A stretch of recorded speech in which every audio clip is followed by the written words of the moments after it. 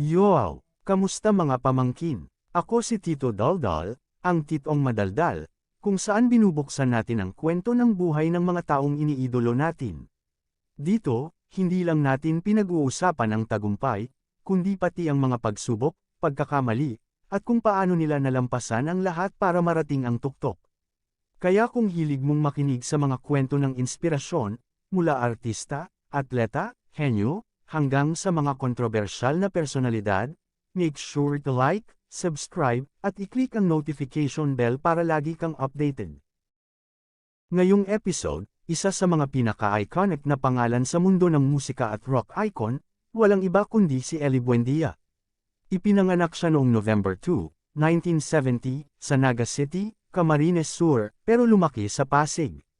Buong pangalan niya, Eliandre Basinio Buendia. Bata pa lang, mahilig na siya sa musika.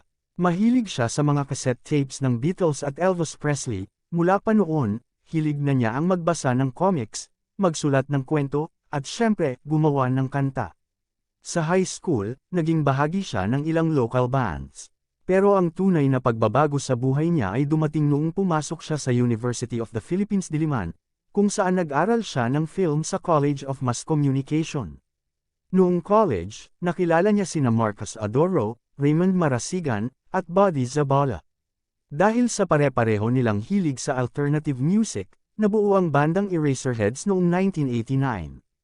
Una silang tinanggihan ng mga record labels, pero hindi sila tumigil. Gumawa sila ng demo tape na may kantang, Pare Ko, Foyang, at Tindahan ni Aling Nena. At boom! Noong 1993, inilabas ang kanilang unang album, Ultra Electromagnetic Pop, at dito nagsimula ang E-Heads fever sa Pilipinas. Mula mid-90s hanggang early 2000s, walang kasing init ang Eraserheads. Sunod-sunod ang mga hit, ang huling El Bimbo, Ligaya, With a Smile, Spoliarium. Si Ely, bilang lead vocalist at pangunahing songwriter, naging boses ng buong henerasyon ng kabataang Pilipino. Pero habang sumisikat sila, may mga hindi rin nakikitang nangyayari sa likod ng entablado. Sa kabila ng tagumpay, nagsimulang magkahiwalay ang landas ng bawat miyembro. May tensyon, creative differences, at personal na issue. Noong 2002, umalis si Ely Buendia sa Eraserheads, isang desisyong ikinagulat ng buong OPM world. Pero hindi lang stress ang dahilan. Noong 2007, dumanas si Ely ng mild heart attack, at nasundan pa ito ng 2 angioplasty procedures. Ito ang isa sa pinakamabigat na pagsubok sa buhay niya. Si Ely ay ikinasal kay Dayan Ventura, isang director at artist. Nagkaroon sila ng isang anak, si Ian Buendia, na ngayon ay tumutugtog din sa banda. Pero kalaunan, naghiwalay sina Ely at Dayan. Bagamat pribado si Ely tungkol sa love life niya, ilang beses niyang binanggit sa mga panayam ang kanyang mga personal na laban, anxiety, trauma, at pressure ng kasikatan. Hindi tumigil si Ely sa musika. Pagkatapos ng E-Heads, nagtatag siya ng Pupil noong 2005, isang mas alternative rock band na may sariling tatak. Sumunod ang The Octaves at Apartel, mas soul at retro-inspired ang tunog.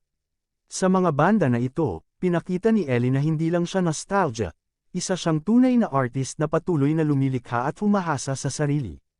Noong 2008, nangyari ang Eraserheads reunion concert, pero hindi ito natapos dahil sa collapse ni Ely on stage.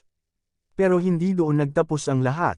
2012, 2016, at 2022, muling nagkita-kita ang banda para sa iba't ibang concerts.